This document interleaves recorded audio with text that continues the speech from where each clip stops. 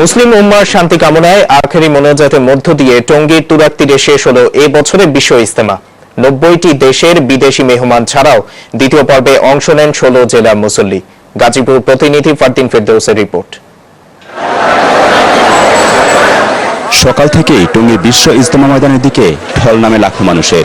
উদ্দেশ্য একটাই, আখেরি মোনাজাতে অংশ নেওয়া। মুসলিম উম্মার শান্তি ও কল্যাণ কামনা করে মোনাজাত পরিচালনা করেন তাবলিগ জামাতের শীর্ষ মুরব্বী দিল্লির মাওলানা মোহাম্মদ সাদ।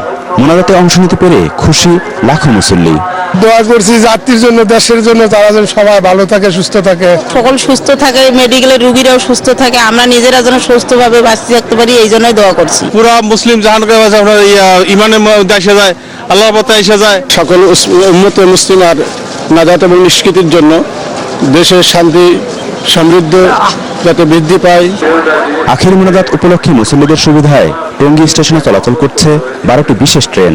এছাড়া সারাদিনে এখানে যাত্রাবিরতি করবে 101টি ট্রেন। পাশাপাশি রয়েছে আইন শৃঙ্খলা বাহিনীর কঠোর নিরাপত্তা ব্যবস্থা।